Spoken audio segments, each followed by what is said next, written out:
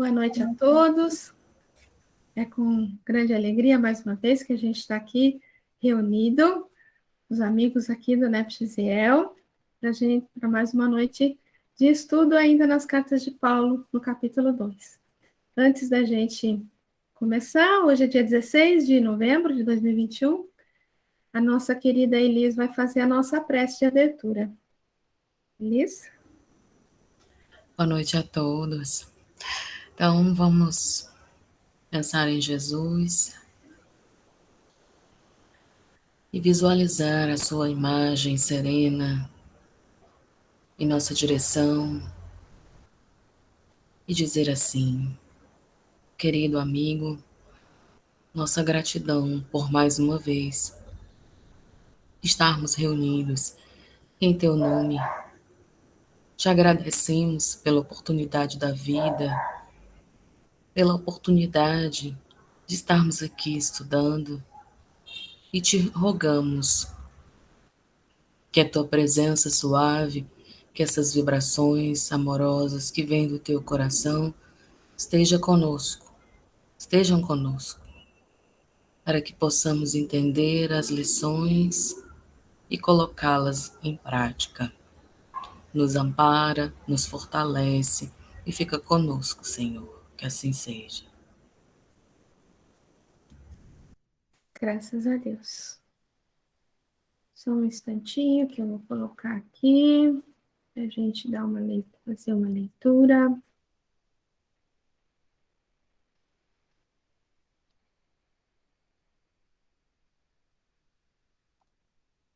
Ops.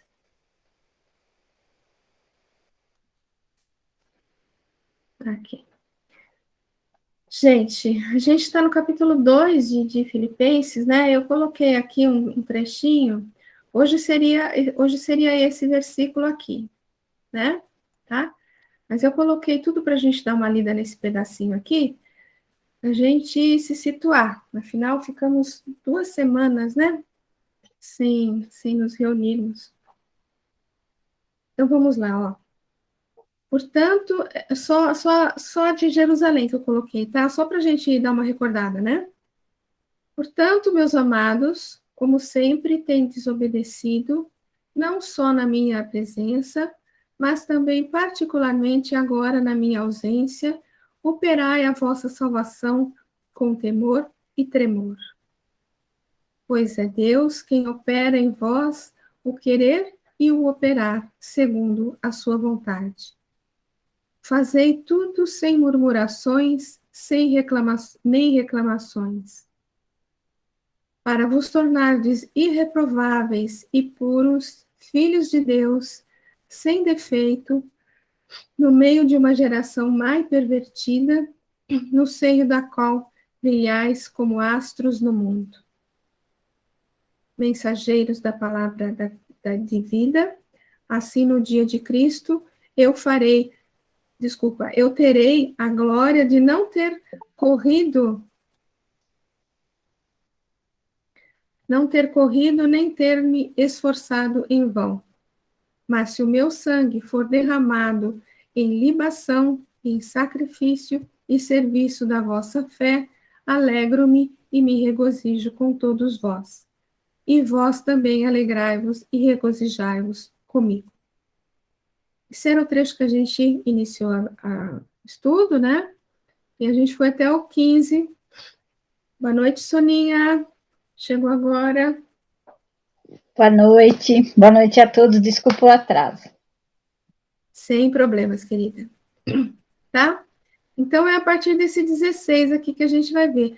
Lembrando que ele é meio que uma continuação desse anterior aqui, né? Olha, o 15, para vos tornares irreprováveis e puros, filhos de Deus sem defeito, no meio de uma geração mais pervertida, no seio da qual brilhais como astros no mundo, mensageiros da palavra da vida, da palavra de vida, né?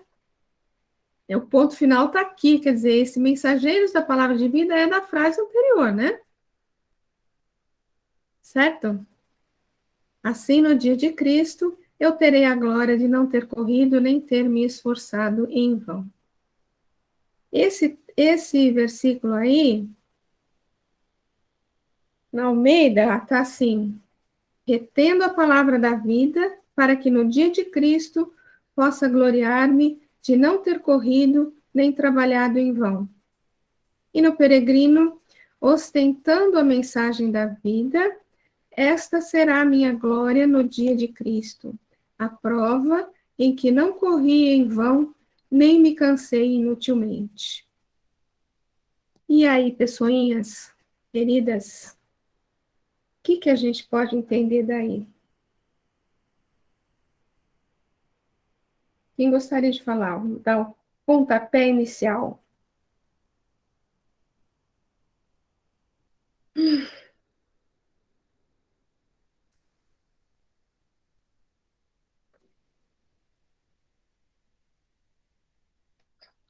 Eu noto as 3 traduções muito diferentes, né? Mensageiros da palavra, a primeira frase, mensageiros da palavra da vida, retendo a palavra da vida e ostentando a mensagem da vida. Tão diverso, né? Sim.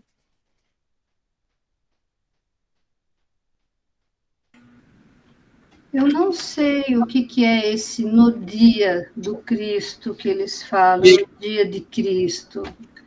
Eu não entendo essa No dia de Cristo, o que eu entendo, tá? Posso estar enganada, né? A Zezé queria falar, Zezé? Não, eu ia fazer um comentário, mas eu... Pode falar, pode fazer. Eu vou ligar o ventilador enquanto você faz. Tá bom. Eu meio que entendi assim, né? Como um desejo, como um anseio da parte dele, né? De que essa mensagem fosse, que não peregrino, quando coloca ostentando, né? Que fosse vista, né? Que fosse apresentada a todos, né? Como um exemplo de vida, porque ele fala antes, né? Que assim sereis íntegros e irreprováveis, né? Mesmo no meio de uma geração perversa e depravada, né? Então, ele mostrando assim um anseio em que os cristãos, né, a quem ele estava se dirigindo, né, no caso ali os filipenses, que eles ostentassem o tal do brilha a vossa luz, né? Isso. Que apresentasse, não deixasse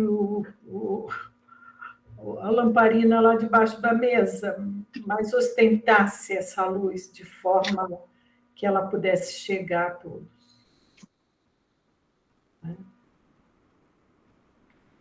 Isso. Queria falar mais alguma coisa? Não? Tá. Então, eu também entendo assim,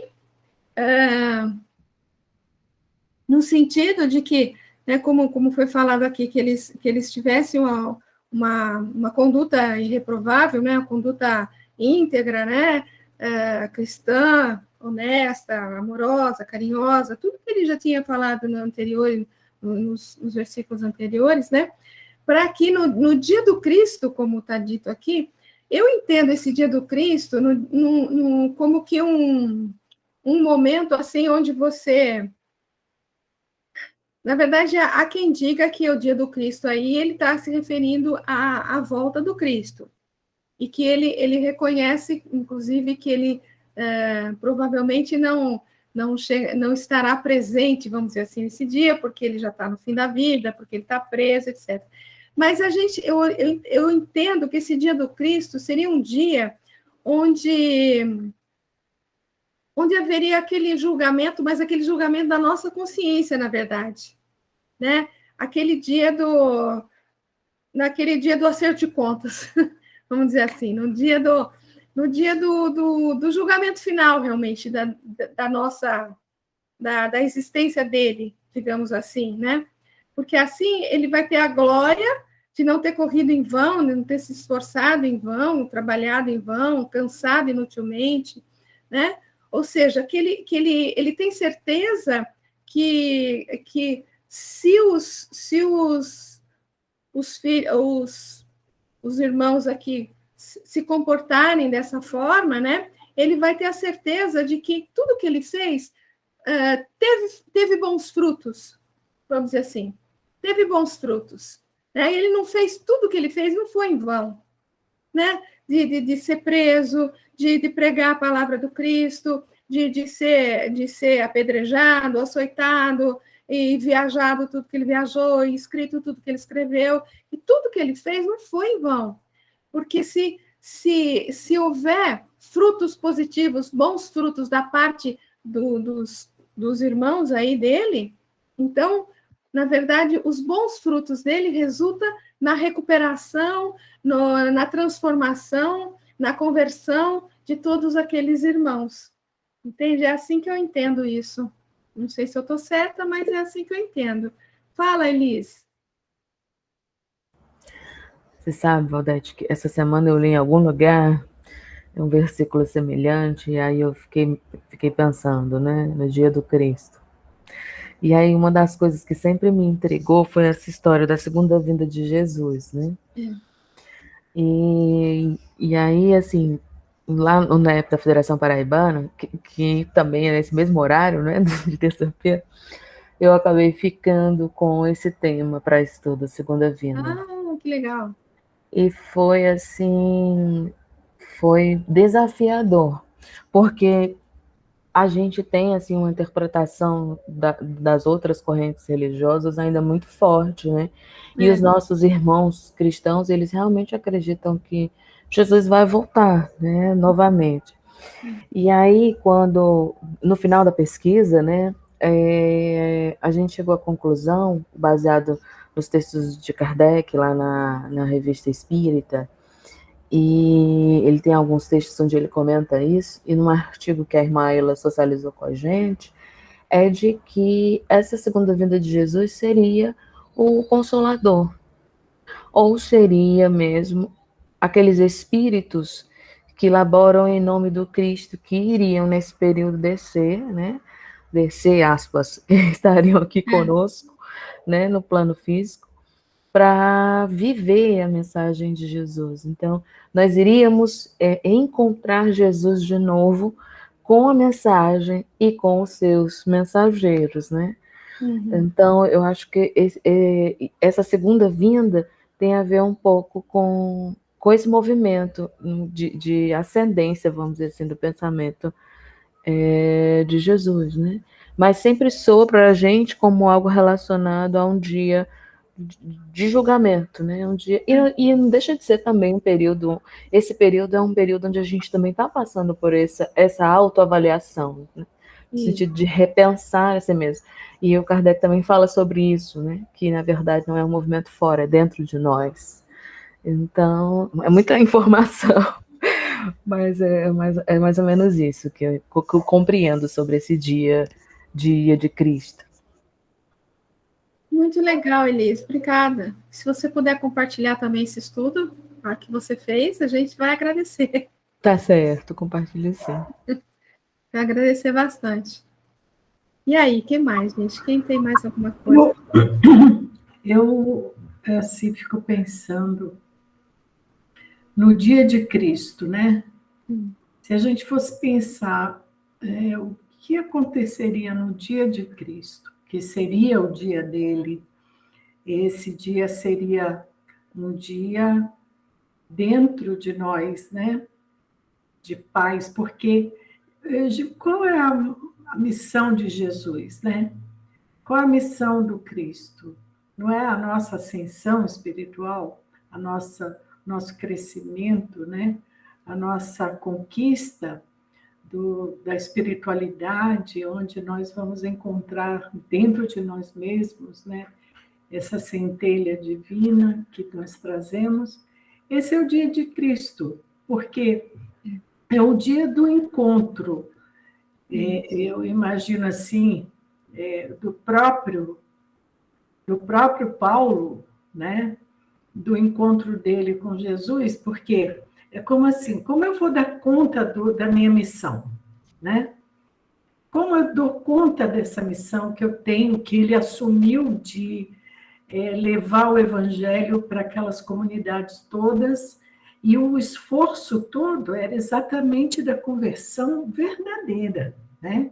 Em que eles tivessem essa luz brilhando e sendo mostrada a todos que eles encontrassem, né? Então, nesse momento, ele se sente, vamos dizer assim, cumprir minha missão, né? Isso. Que diante de Jesus, né, no dia desse encontro meu com Jesus, eu poderei ter, né, essa glória de ter feito todo esse esforço, né? Vai ser o momento, vamos dizer assim, da recompensa, né? Porque eu consegui cumprir minha missão. E eu acho que cada um de nós vai ter o dia de Cristo, né? Que Com é certeza. do nosso encontro realmente, né, com Jesus. Muito legal, Zezé. Muito bom. A Silvia ia falar alguma coisa? Silvia, se abriu, fechou o microfone? Não, Val, estou meio Não? atrapalhada, estou com o celular, não estou habituada. Sem problemas, querida. Desculpa. Imagina. Alguém mais? Soninha, Walter, Neto, Nilson. Alguém mais? Não? Então tá. Olha, gente, tem um texto que é intitulado Ai, desculpa, viu? As meninas estão agitadas hoje, gente. As Cartas do Cristo. E eu ia fazer isso e eu esqueci, viu? Mas eu vou. Tem uma palestra do Arthur que ele fez há alguns anos atrás, lá no CEL, no Congresso Espírita de Uberaba, Uberaba, né? Que foi assim uma palestra maravilhosa, foi uma das palestras mais lindas que eu ouvi dele. E ele fala no meio da palestra, eu não lembro o título da palestra, mas eu sei, eu consigo achar. Mas no meio da palestra ele fala das cartas de Paulo, mas não as cartas escritas, as cartas que ele deixou, que são Tito, Timóteo, Silas, essas são as cartas que ele deixou, né, que são os frutos, como a Zezé falou, como a gente estava falando, né, que são os bons frutos, que é a divulgação, a conversão de tantas pessoas, né, e então ele formou todos esses trabalhadores, né, esses todos que contribuíram com ele, que ele foi encontrando ao longo da trajetória dele, né? Então, essas são as maiores cartas que Paulo deixa, né? E aqui tem esse texto aqui do O Caminho, Verdade e Vida, de Emmanuel, né? As Cartas do Cristo. Porque já é manifesto que sois a carta do Cristo, ministrada por nós e escrita, não em tinta, mas com o Espírito de Deus vivo, não em tábuas de pedra, mas nas tábuas de carne do coração. Paulo, ele fala isso em Coríntios. Então, as cartas dele são as pessoas que ele conseguiu formar, né, ao longo da sua jornada. É singular que o mestre não haja legado ao mundo um compêndio de princípios escritos pelas próprias mãos. As figuras notáveis da Terra sempre assinalam sua passagem no planeta, endereçando à posteridade a sua mensagem de sabedoria e amor, seja em tábuas de pedra, seja em documentos envelhecidos. Com Jesus, porém, o processo não foi o mesmo. O mestre, como que fez questão de escrever sua doutrina aos homens, gravando-a no coração dos companheiros sinceros. Seu testamento espiritual constituiu-se de ensinos aos discípulos e não foram grafados por ele mesmo. recursos humanos seriam insuficientes para revelar a riqueza eterna de sua mensagem. As letras e raciocínios propriamente humanos, na maioria das vezes, costumam dar margens a controvérsias. Em vista disso, Jesus gravou seus ensinamentos nos corações que o rodeavam e até hoje os aprendizes que se lhe conservam fiéis são as suas cartas divinas dirigidas à humanidade. Esses documentos vivos do santificante amor do Cristo palpitam em todas as religiões e em todos os climas. São os vanguardeiros que conhecem a vida superior, experimentam o sublime contato do Mestre e transformam-se em sua mensagem para os homens. Podem surgir muitas contendas em torno das páginas mais celestes e célebres e formosas. Todavia, perante a alma que se converteu em carta viva do Senhor, quando não haja vibrações superiores da compreensão, haverá sempre o divino silêncio. Gente, eu acho esse texto maravilhoso. Acho esse texto fantástico. Então, são as cartas vivas, né? As cartas vivas são aqueles trabalhadores que ele conseguiu formar, converter, né? Conquistar. E aí? Eu não sei aonde foi que eu li, mas foi também num desses textos, acho que foi no Fonte Viva, mas não tenho certeza, faz muito tempo, mas me marcou muito. Um outro texto em que uma frase, acho, de Paulo, justamente disso, que ele falava que sejamos cartas vivas do Cristo, né? Isso. Ele propõe que todos nós possamos cumprir esse papel de sermos cartas vivas, ou seja, é muito mais do que falar sobre o evangelho, sobre os ensinamentos, mas vivenciar, a gente ser um exemplo vivo daquilo que Jesus ensinou, como ele foi, né? Ele vivenciou e nos deixou esse legado. Então, a proposta é que a gente também vivencie, mais do que falar a respeito, que a gente aplique literalmente na nossa vida. É um super desafio para todos nós, né? Mas essa é a proposta e é muito bonito isso. Esse texto é maravilhoso mesmo. Realmente, Soninha, é isso aí. Lindo. O que mais, gente?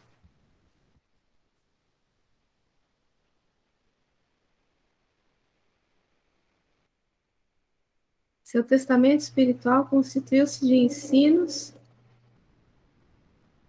ensinos aos discípulos e não foram grafados por ele mesmo.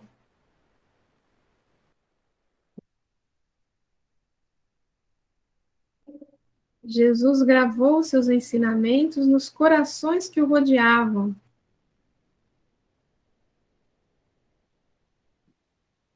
Isso também é uma questão bem importante, né? Porque é uma grande confiança da parte dele, não ter ele mesmo escrito nada, deixar isso por conta dos discípulos, e isso só seria possível se realmente fosse gravado no coração, né? Se fosse só uma coisa de ouvir e tentar transcrever, até porque os evangelhos foram escritos posteriormente, não foi uma coisa imediata. Tinha que estar gravado no coração para ser fiel ao que foi dito, né? Então, realmente, foram lições que transformaram vidas, né? Não foi só um aprendizado que a gente simplesmente tem contato com a informação. Então, foi muito profundo para poder depois se transformar nos evangelhos do jeito maravilhoso que é.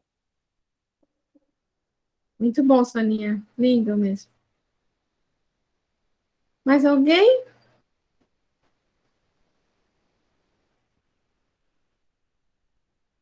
Que sejamos todos cartas vivas, então, né? Que sejamos todos cartas vivas. Mais algum comentário, gente? Senão a gente passa à frente. Tá tudo bem? Tá?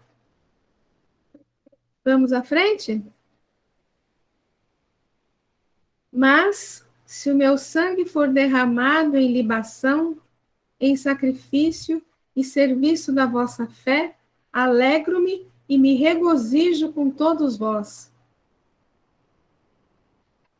E ainda que seja oferecido por libação, sobre sacrifício e serviço da vossa fé, folgo e me regozijo com todos vós. E se agora devo ser derramado como libação sobre o sacrifício e a língua de vossa fé, eu me alegro e celebro convosco. Gente, tinha que ter uma fé muito grande mesmo, né? Eu, às vezes, fico me questionando muito em relação à minha fé, sabe? Porque, caramba, né? A gente vive num... A gente está num momento que o pessoal reclama, né? Estamos aqui na pandemia, 2 anos quase de trancafiados aí, um céu com tantas limitações, tantos entes queridos que se foram, mas, gente, perto desse povo, a gente está, como disse o Elahá uma vez, nós estamos na rede com água de coco do lago, né? A nossa vida é super tranquila, perto do que passaram, né? Dos testemunhos que foram pedidos, né, nessa época e mais à frente também, né? Então, o que pede o Cristo da gente hoje? A gente aqui, nessa vida, é lógico que todos têm problemas, né? Todos têm as suas dificuldades, todos têm aí seus trabalhos, suas responsabilidades, dificuldades emocionais, na família, econômicas, todos têm. Mas, perto do que foi isso aí, não é nada, né? A gente está na sombra e água fresca. E o que ele pede da gente, então, hoje? O que ele espera de nós hoje?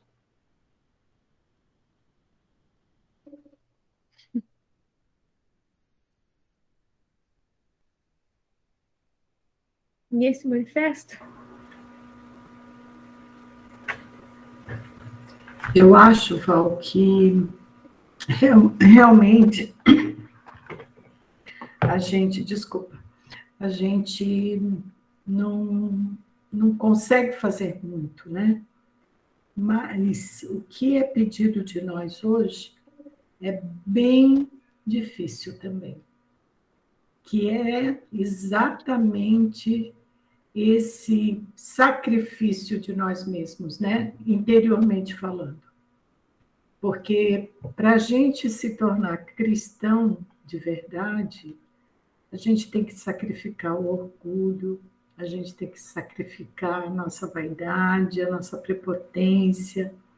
E esse olhar para dentro de nós e reconhecer isso, nós precisamos de muita maturidade espiritual para conseguir, né? Como você falou, a gente está aqui num conforto do nosso lar, estudando o Evangelho, né? Sem precisar sair descalço andando por aí, pisando em pedras de tropeços, né? E tudo mais. Mas esses espinhos que nós temos que pisar, que somos nós mesmos, eles também são difíceis de se arrancar, né? Porque eu acho que hoje nós vivemos esse desafio, né? Porque tudo, de repente, parece tão comum, tão fácil, tão, vamos dizer assim, com o caminho feito, está tudo aí na nossa mão, mas o quanto isso chegou dentro de nós verdadeiramente, né? Porque a gente, às vezes, né, pode saber de cor e salteado um monte de lição e tudo, mas o quanto isso realmente tocou o nosso coração, né? E esse é um desafio para todos nós, porque nós vivemos um momento em que temos tudo de informações, sobre tudo no mundo, sobre qualquer coisa que você queira, você põe aí, você fica sabendo, é tanta informação que você não sabe nem o que fazer com elas, né? Então, e a quantidade, vamos dizer assim, a quantidade e a qualidade dessas lições que nós temos recebido, gente, é um tesouro tão grande que, se bobear, a gente se afunda com ele, né? Sem saber o que fazer com ele, nesse sentido que eu quero dizer, né? Então, eu acho que, no fim, eu agora me lembrei muito do Flávio me falando, é um amigo muito querido que desencarnou, era um médium fantástico. Ele falava assim: no fundo é tudo muito simples, né? E é na simplicidade que a gente vai encontrar a felicidade e esse encontro, né? Esse dia de Cristo, que a gente tem que lutar por ele, né? E não é fácil, não. E realmente é uma coisa que faz esse texto é maravilhoso e faz a gente questionar realmente, né? O quanto que somos essas cartas, né? Ou se nosso papel está em branco. Então, é uma reflexão. Mas é isso mesmo, né, Zezé? Porque a humanidade, apesar de muitos acharem que a gente ainda não, a gente não se modificou em nada, né? Mas como você falou, hoje a gente tem tudo à mão, a gente tem muito conhecimento, a gente adquiriu muito conhecimento, né? Então a parte material, digamos assim, a gente tem toda, vamos dizer assim, né? Mas o que nos compete são as conquistas espirituais mesmo, né? São as conquistas espirituais. Ao tempo de Jesus, o que poderia chocar mais as pessoas seriam aqueles sacrifícios, aqueles testemunhos dolorosos, né? Para marcar uma época, para impressionar realmente, impressionar não é bem a palavra, eu digo tocar mais os corações, né? Tocar mais os corações. Agora, hoje, não nos é pedido mais esses sacrifícios, não são feitos mais esses testemunhos aí, né? Fogueira e apedrejamento, essas coisas todas. Mas transformar-se na carta viva realmente é o maior desafio, né? Retirar realmente, como você falou, o orgulho, o egoísmo do nosso coração é o maior desafio, né? E eu acho que é isso que ele pede, sim, para a gente. É a nossa transformação. É a nossa transformação. Ao tempo de Jesus, era necessário o mergulho do arrependimento com João Batista, né? Hoje o mergulho é dentro de nós mesmos, né? Dentro de nós mesmos, nos reconhecendo equivocados e tentando a modificação, né? Elis, você queria falar, querida? Esses dias, e sempre eu lembro dessa figura, né, de Eurípides Barçanufo, dentre outros espíritas. Eu lembro, lendo a biografia dele, que quando ele era criança, a mãe dele pegava um pedacinho de toicinho, cortava miudinho e colocava no shortinho dele para ele ficar o dia inteiro chupando, porque não tinha o que comer. E esses dias eu estava ouvindo a dona Ana Guimarães, que é maravilhosa, né? A mãe da Anete, contando sobre a Benedita Fernandes, né? E a história conhecida das sobras, né? Dos miúdos de boi que ela usava para alimentar as crianças num barraco pequeno. Então, quando eu escuto essas histórias, e as histórias do Chico, de tanta simplicidade, tanta humildade, tanta pobreza, e diante desses dilemas individuais e psicológicos e sociais que temos enfrentado enquanto movimento, e políticos, por que não dizer assim, né? Eu fico me perguntando, acho que foi Zezé que falou na frase, né? Será que nós não estamos nos afundando com tantas possibilidades? Como quando criança, quando tem tudo nas mãos e chora porque acha que não tem nada. Então, esse sentimento é muito forte na minha alma, e eu fico me perguntando se não sou eu que estou. Deve ser, né? Será que sou eu ou o movimento todo que está assim? Então, eu acho que a gente precisa pensar sobre isso, para que a gente não se perca no caminho e não perca essas raízes do espiritismo verdadeiro, puro, ou como os jovens gostam de dizer hoje, o espiritismo raiz, né? No seu sentido de viver esse amor e renunciar a coisas que a gente tem hoje que acabam sendo futilidades e bobagens, que a gente dá tanta importância, né? Então, isso é muito forte. Lembrar desses espíritos me ajuda a pensar sobre isso também. Eu lendo a história do Eurípides agora, que você falou dele. Maravilhoso, né? É maravilhoso, é. É maravilhoso. Eu li e, nossa, é um espetáculo. Fiquei encantada. Cada detalhe, né? É uma coisa assim fora. Todos deveriam ler. Muito lindo. A gente sempre conhece bastante, né, de tanto que a gente ouve, as pessoas contando e tal, mas o livro realmente eu nunca tinha lido, né? O Eurípides, O Homem e a Missão, né? Que fala que é a vida dele. E eu tô lendo aí, tô um pouquinho acima do meio, um pouquinho mais do meio. Tô lendo, tá aqui do lado. Nilson, querido, você queria falar? Sim, que a gente está falando de sangue, libação, né? E tantos mártires, como Paulo, por exemplo.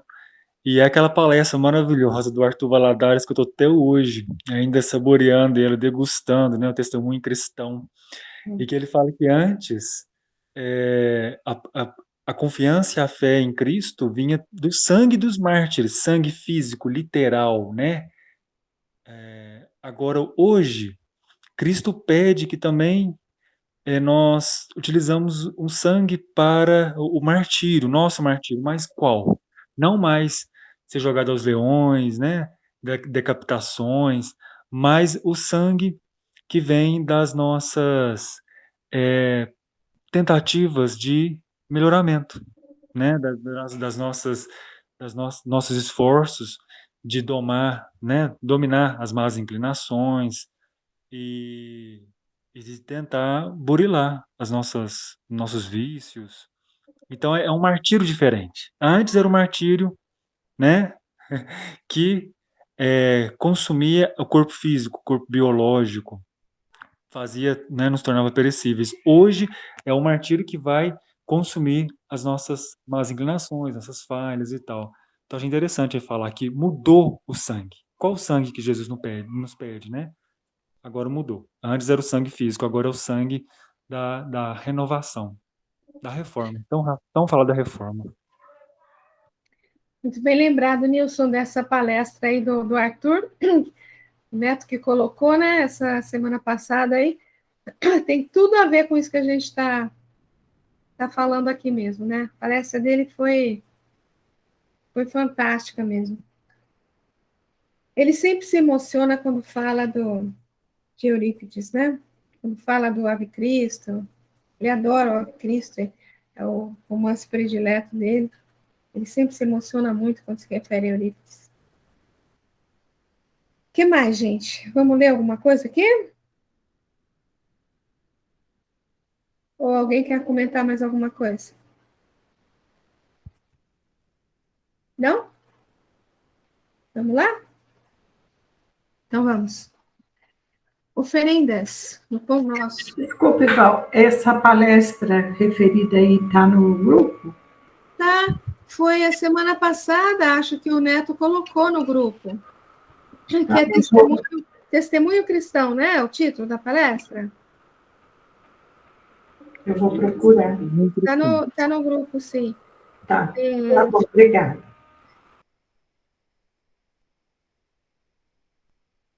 Nossa, preciso ver direito. Vou anunciando. Testemunho Cristão. Ele pôs no dia 5 de novembro. Foi em homenagem a Eurípides Barçanufo mesmo. Foi feita no dia 1º de novembro. Foi a semana Eurípides lá de Sacramento, né? Vale muito a pena assistir, viu, gente? Vale muito a pena. Ele se emociona, ele chora, ele é... É isso mesmo, Val, dia 5, tá postado lá do dia 5. Dia 5 de novembro. Eu tinha acabado de assistir e você colocou no grupo, foi muito legal. Muito interessante, Valdete, só rapidinho, é que aquele encontro, né, ele é organizado pelo pessoal do colégio Allan Kardec, né? E também, quem puder, vale a pena ver a Alzira Bessa Amorim, porque ela me emociona muito também, porque é como se ela é continuadora da obra, né?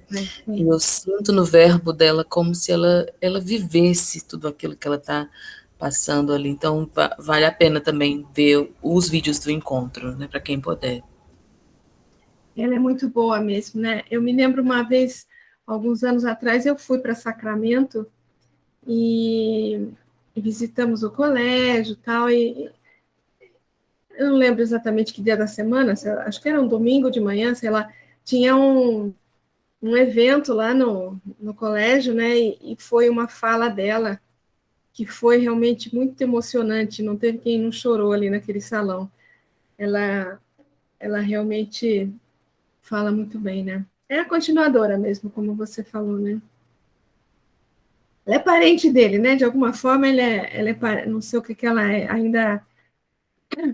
Aliás, lá todo mundo, você vai na cidade, todo mundo, se não é parente, é irmão do parente, é filho do parente. É impressionante. Bom, vamos lá. Oferendas. Porque isso fez ele uma vez, oferecendo-se a si mesmo, em Hebreus, se referindo a Jesus, com certeza, né? As criaturas humanas vão sempre bem na casa farta, ante o céu azul. Entretanto, logo surjam dificuldades, ei-las à procura de quem as substitua nos lugares... Só um minuto, gente.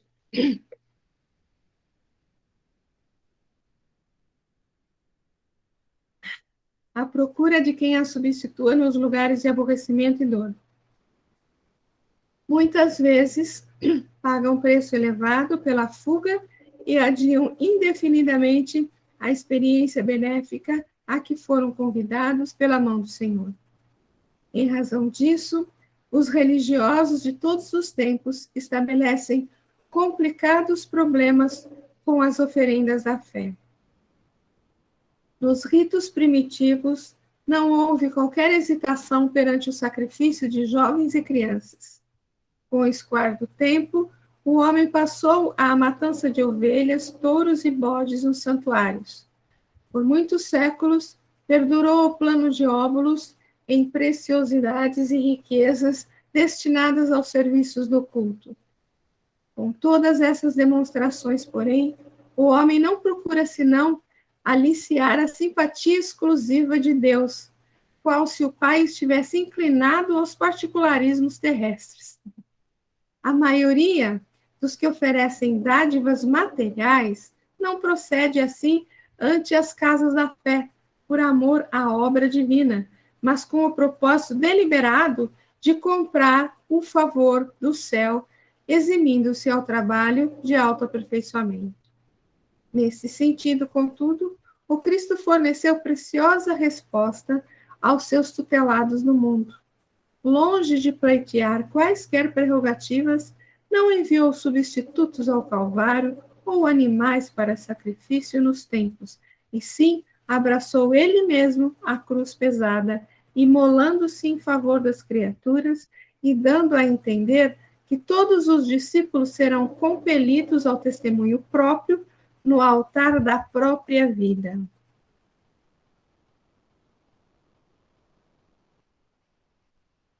E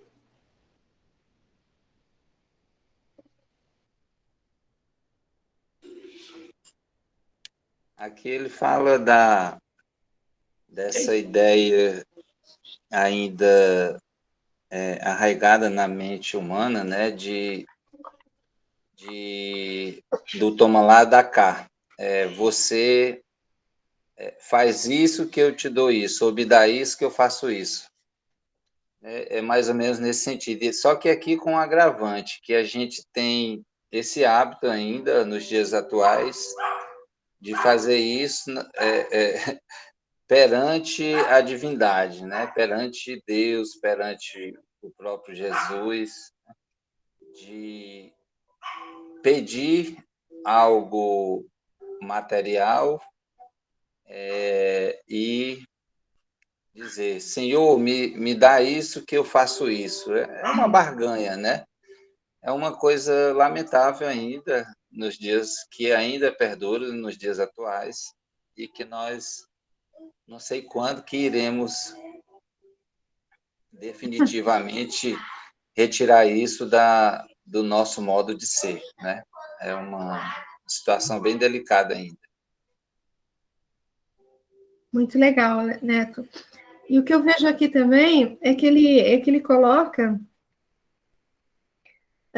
na verdade, um pouco da evolução, né? Porque a gente começou fazendo sacrifícios de jovens e crianças, né? As crianças eram sacrificadas, as virgens eram sacrificadas, né? Depois a gente passou para ovelhas, touros e bodes, né? Depois a gente passou a colocar lá as coisas materiais, né? Os óbulos, como ele fala aqui, né? Ainda nessa expectativa, como o Neto falou, da barganha, né? Da barganha. Mas chegou o momento, como está lá em Kardec, né? Do momento de espiritualizar o sacrifício, né? De espiritualizar as oferendas, ele fala, né? Então, ele fala, o Cristo não mandou nenhum animal, ninguém fazer nada no lugar dele, não ofereceu nada, ele se ofereceu, né? E nós, para nos oferecermos, oferecer o nosso testemunho, é a nossa mudança, é a nossa renovação, como a gente estava falando, que a Zezé comentou, que a Elis também, né? Que é a nossa mudança, né? O Nilson, todos falaram, né? Que é a nossa mudança. O sacrifício do nosso orgulho, do nosso egoísmo, da nossa vaidade. Inclusive a questão do jejum, né? Que era um dos sacrifícios que era oferecido, e até hoje ainda existe essa prática. E a gente fica pensando, né? Jejuar, o jejum, deixar de comer um alimento não vai nos tornar melhores do que nós éramos, né? Não vai nos tornar, não vai mostrar que estamos no caminho dos ensinamentos de Jesus. Na verdade, o jejum que eu entendo seria o jejum da gente abdicar de hábitos ruins que nós temos, né? Justamente como você falou, do egoísmo, da vaidade, do orgulho. Então, a gente conseguir se abster de ter isso ainda em nossa vida. Eu acho que esse é o grande desafio quando se fala do jejum, é jejuar de vivenciar essas coisas, né? Deixar de vivenciar essas coisas. Fazer este sacrifício em nós mesmos. Eu entendo dessa forma. Muito bem lembrado, Soninha. É o jejum dos vícios, da maledicência, dos maus pensamentos, né? Esse que é o jejum que a gente devia oferecer em testemunho, né? Realmente, como é que é? Não é o que entra pela boca que deixa o homem impuro, mas é o que sai da boca, né? Que deixa o homem impuro. Muito bem lembrado. O que mais, gente?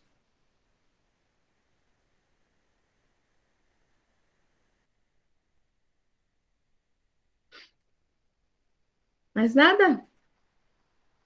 Hoje os comentários estão curtos. Ainda bem que eu tenho mais coisa preparada. Vocês pensam o quê? Vamos lá. E vós também alegrai-vos e regozijai-vos comigo. E vós também regozijai-vos e alegrai-vos comigo por isso mesmo. E vós também alegrai-vos e celebrai comigo. Isso ele está falando. Lembra, vou voltar aqui um pouco, né? Ó. Assim, no dia do Cristo, eu terei glória de não ter corrido, nem ter me esforçado em vão. Mas se o meu sangue for derramado em libação, em sacrifício e serviço da vossa fé, alegro-me e me regozijo com todos vós. E vós também alegrai-vos e regozijai-vos comigo. Quer dizer, mesmo que meu sangue seja derramado, né? Eu ficarei feliz porque vai ser em função do serviço da nossa fé, né? Mas eu quero que vocês também fiquem felizes comigo, porque eu serei sacrificado. Ó Senhor da glória. Ui. Eita vida. É um outro nível, né? Definitivamente. Com A gente certeza. sabe. Com certeza eu não cheguei lá ainda. Ou seja, vamos para o Calvário junto, vamos para as pedradas juntos, vamos sofrer achincalhe juntos, e tudo isso se alegrando, sem o direito de reclamar. Ou seja, se o Cristo passou por tudo isso, que mérito temos nós, né, de vivermos numa, como eu poderia dizer, no mar de calmaria, né, numa coisa que a vida não oferecesse nenhuma dificuldade, nenhuma uma experiência mais difícil para que a gente possa viver o nosso próprio calvário, né? Viver as nossas próprias experiências mais dolorosas, porque o Cristo de Deus, o governador planetário, vem aqui para trazer a lição de uma moral elevadíssima e nós, na ignorância, nós outros, na nossa ignorância, fizemos o que fizemos com ele, né? E que mérito temos nós de viver num bem-estar coletivo e contínuo? Não podemos, né? Se a gente raciocinar um pouquinho que seja, não cabe, porque a distância, o abismo que há entre nós e ele é um abismo que nós não temos a dimensão disso, né? Então, o que nós... E aí a gente volta mais para o início. Apesar de tudo isso, hoje a gente vê as facilidades, digamos assim, que nós temos em mãos, né? O quanto houve progresso material durante todo esse período, que nos oferece conforto, como foi dito há pouco, nas nossas casas, a gente aqui estudando com essa tecnologia, com um ar-condicionado, quem pode, enfim, né? Parte da população consegue já obter isso. Mas, e aí, quando a gente está nessa situação mais confortável, a gente está tranquilo demais, né? Mas aí, quando falta o pão da mesa, como diz no início lá do texto anterior, quando a mesa está farta, está beleza, está tudo muito bem. Mas quando diminui, aí a gente já começa a demonstrar tudo aqui, todas as sombras que temos em nós, né? Aí as lastimações, as reclamações, a culpa é sempre do outro, nunca nossa. Então, é uma questão de raciocínio mesmo, um raciocínio lógico, né? Se você tem uma figura do nível de Jesus, que viveu o que ele viveu, e nós queremos ter uma vida de benesses, uma vida totalmente sem dificuldades, aí é querer demais, né? Acho que é não compreender Deus, é não entender que há uma justiça sobre tudo isso, né? Realmente, Neto, muito legal. E sabe uma coisa que eu penso, que me vem aqui também, é o seguinte, como a gente falou no versículo anterior, né, a questão, o tipo de testemunho que hoje a gente pode dar, que é a nossa mudança, né? Então assim, se eu conheço o Neto de um jeito tal, né? Aí depois de um tempo eu vejo que ele conseguiu dar o testemunho dele no sentido de ele conseguiu algumas transformações assim que são visíveis para as pessoas que estão à volta dele, né? E com certeza, se ele conseguiu essa transformação, ele está feliz, né? Como está no versículo anterior, ele fica feliz. E eu também fico. E eu também fico feliz quando eu vejo, né? Eu também me alegro, me regozijo contigo, porque eu vejo essas transformações todas em você, né? E o que você tenha dado algum testemunho e tal. Então, eu também entendo nessa maneira, assim, um pouco mais simples, um pouco menos dolorosa, vamos dizer assim. Não, Mas mas não é é? verdade. É sim. É porque quando como a gente, cada um interpreta realmente, né? Como existem 70 faces, né? Então a gente as interpretações são das mais variadas formas e nenhuma está certa ou errada. Claro, se você não falar nada de absurdo também, né? Vamos combinar, né? É isso aí. Zezé, querida?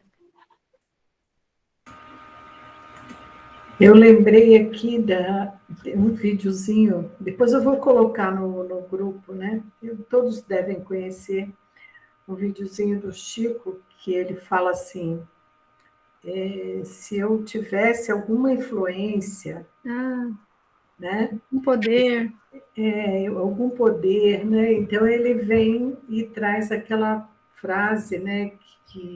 Da recomendação de Jesus, que vos ameis, né, uns aos outros, assim como eu vos amei, né?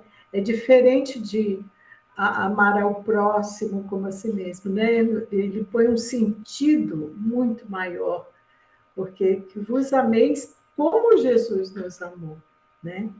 E é muito lindo. E eu acho que esse é o grande, seria a grande glória nossa, né?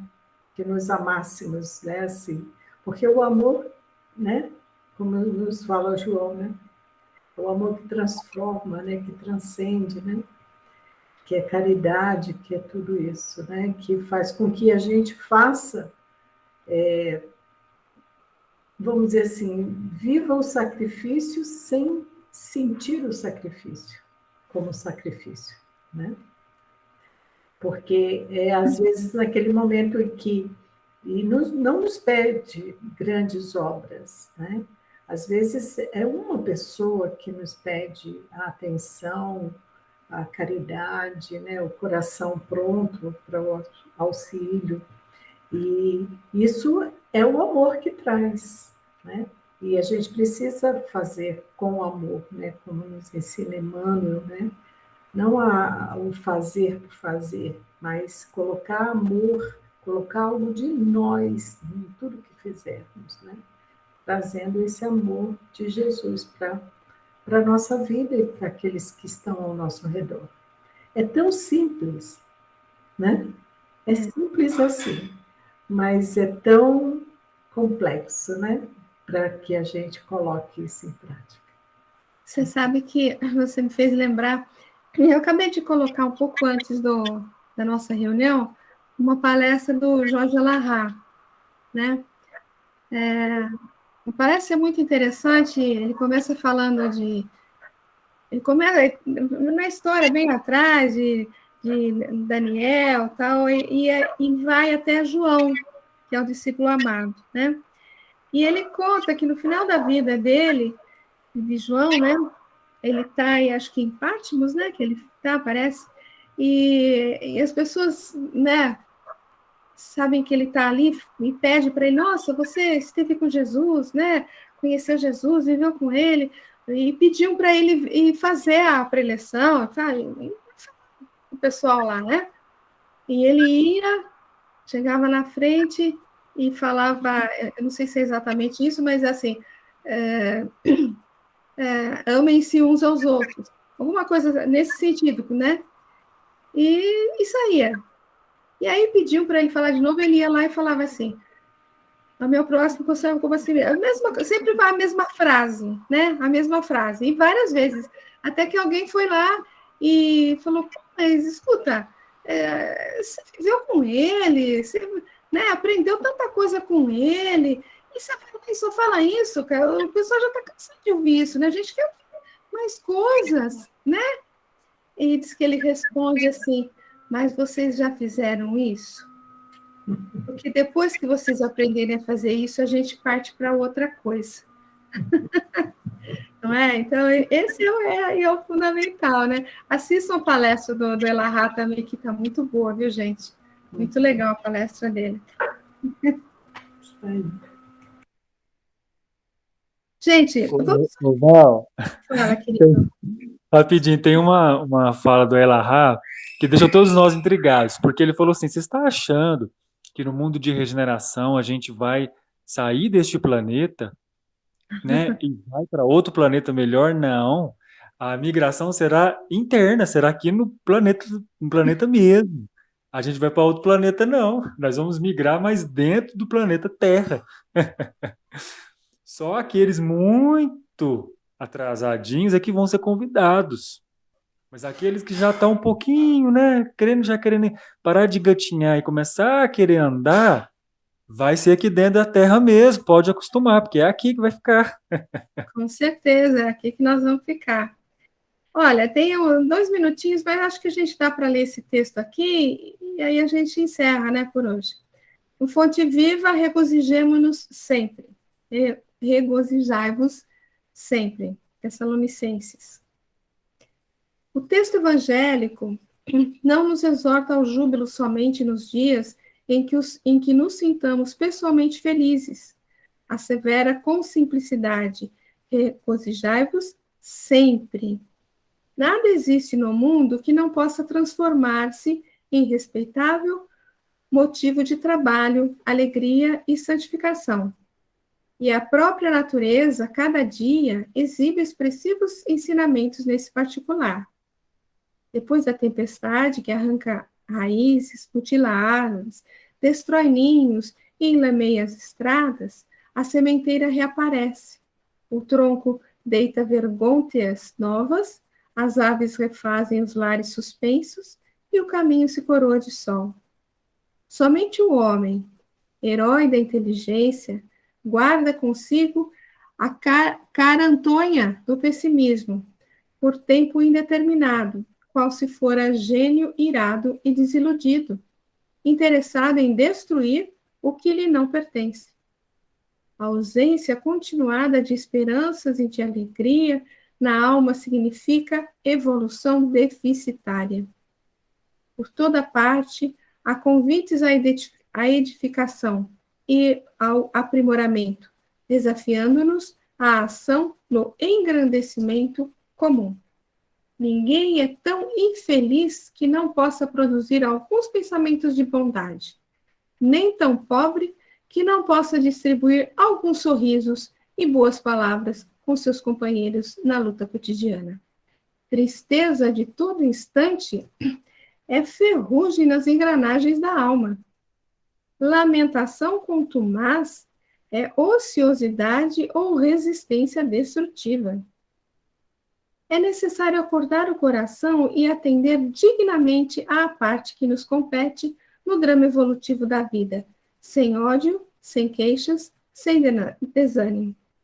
A experiência é o que é. Nossos companheiros são o que são. Cada qual de nós recebe o quinhão de luta imprescindível ao aprendizado que devemos realizar. Ninguém está deserdado de oportunidades em favor da sua melhoria. A grande questão é obedecer a Deus, amando-o e servir ao próximo de boa vontade. Quem solucionou semelhante problema dentro de si mesmo sabe que todas as criaturas e situações da senda são mensagens vivas em que podemos recolher as bênçãos do amor e da sabedoria, se aceitamos a lição que o Senhor nos oferece. Nesse sentido, pois, não nos esqueçamos de que Paulo, o intimorato batalhador do Evangelho, sob tormentas e preocupações, encontrou recurso de si mesmo para dizer aos irmãos de luta: regozijai-vos sempre.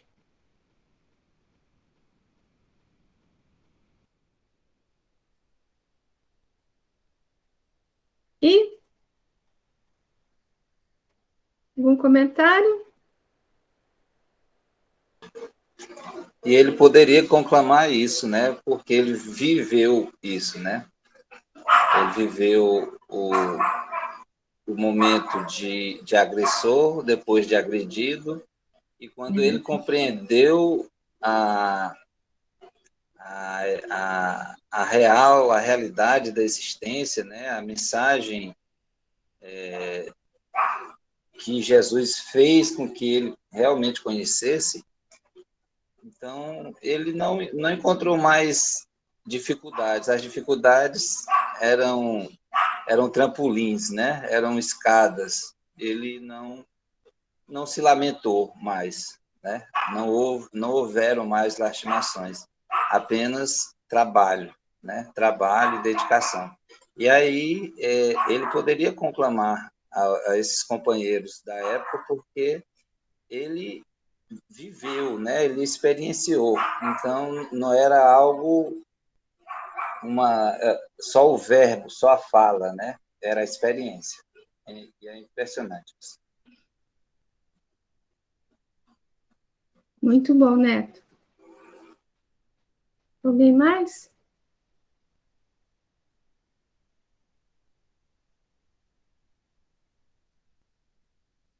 Regozijai-vos sempre. Então, independente do que a gente está passando, a gente tem que ter certeza que aquilo é o que nos compete, né? É o que nos compete, é o que é o melhor para nós. Então, agradeçamos, né, a Deus a oportunidade tanto da alegria quanto da tristeza, tanto da saúde quanto da doença, né? Que é o que nos compete. Pessoal, encerramos? Encerramos por hoje?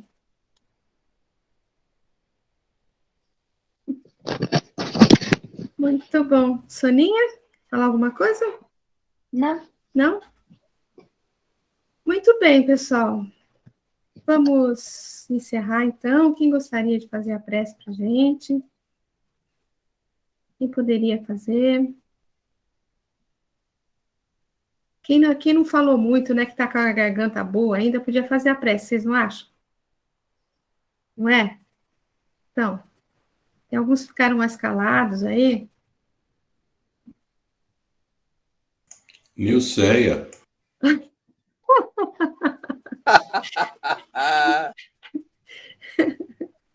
Eu pensei que ele fosse mais cavalheiro, viu, Nilceia? Eu ia falar assim, a Rosana não falou nadinha, porque eu falei um pouco. Poxa, mas mais cavalheiro do que fazer essa indicação ou sugerir essa indicação? Ai, gente, que bom. Você faz, Nilceia, pra gente? Faço. Obrigada, querida. Queria nos despedir desse encontro fraterno, desse momento tão importante em nossas vidas, e que essas palavras de Paulo possam seguir em nossos corações, possamos estar sempre alegres e que as nossas oferendas ao Cristo, o nosso testemunho, seja sempre voltado para esse encontro maior de Jesus dentro de nós, e com toda alegria possamos também um dia dar esse testemunho, esse sacrifício no jejum de nós mesmos. Palavras tão profundas de Paulo que possam ficar em nossos sentimentos, nas nossas ações diárias. Agradecemos ao Deus de amor e bondade que nos possibilita momentos tão lindos e importantes de crescimento e refazimento pessoal. Obrigada, Mestre, por nos acompanhar em mais uma noite, onde o estudo vem pautando em nossas vidas o desejo de melhorarmos cada vez mais. Que assim seja. Graças a Deus. Boa noite a todos, então. Boa noite. Tchau, boa noite. Fiquem com Deus, viu? Boa noite, gente. Boa noite.